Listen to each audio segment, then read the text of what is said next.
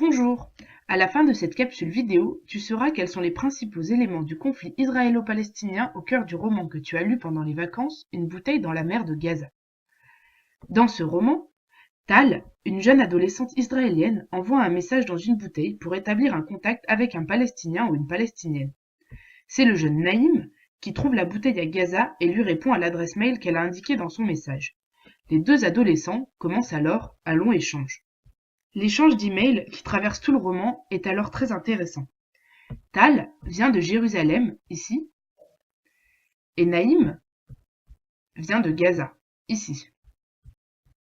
Ils appartiennent à des nations qui s'opposent depuis plus d'un demi-siècle. Ils parlent donc de ce conflit. L'Israël et la Palestine sont deux pays officiellement en conflit depuis la naissance de l'État d'Israël en 1948. Après la Deuxième Guerre mondiale et le génocide des Juifs perpétré par les nazis, l'Organisation des Nations Unies a décidé de partager la Palestine. En 1947, le territoire est partagé en deux États. Un État juif, Israël, de couleur pâle, ici, et un État arabe, la Palestine, en beige, ici. Ce partage a toujours été remis en cause et est à l'origine de nombreuses guerres. Jusqu'en 1978, la Palestine est soutenue notamment par l'Égypte, le Liban et l'Iran. Elle s'oppose à Israël, qui est soutenu par les États-Unis et certains pays européens. Deux guerres sont évoquées dans le roman, la guerre des 6 jours et la guerre du Liban. La guerre des 6 jours, en juin 1967, oppose plusieurs pays arabes menés par l'Égypte à Israël. La victoire israélienne est proclamée après seulement 6 jours de combat et permet à Israël d'occuper de nouveaux territoires.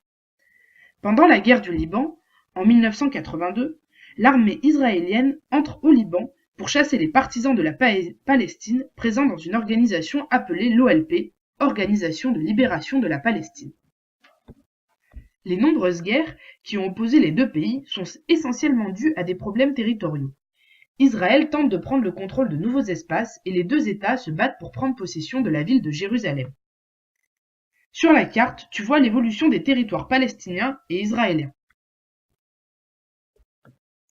Ces guerres ont néanmoins été rythmées par plusieurs tentatives de paix.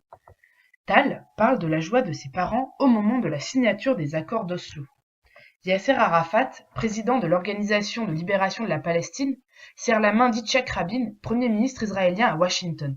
Cette poignée de main engage les premières négociations des accords d'Oslo en 1993. Voilà quelques images d'archives vous permettant de visualiser les principaux acteurs de la paix et ceux que les personnages voient eux-mêmes à la télé. Ils applaudissent. L'accord vient d'être signé. Et chacun attend le geste. Ce geste à la fois si simple et si compliqué. Yitzhak Rabin, hésitant, n'a pu refuser cette main tendue par Yasser Arafat. Comme prévu, la déclaration de principe sur l'autonomie intermédiaire de 5 ans a donc été signée par Shimon Peres et Abou Mazen, le chef du département des affaires internationales de l'OLP. L'accord entre en vigueur dans 1 mois, retrait des forces israéliennes de Gaza et de Jéricho dans 4 mois, transfert des pouvoirs aux Palestiniens, puis élection directe d'un conseil de l'autonomie sous 10 mois. Signature et émotion quand Yitzhak Rabin puis Yasser Arafat ont pris la parole. Nous qui sommes venus d'une terre où ce sont les parents qui enterrent leurs enfants. Nous qui nous sommes battus contre vous, les Palestiniens. Nous vous disons aujourd'hui, d'une voix forte et claire, assez de sang et assez de larmes. Assez.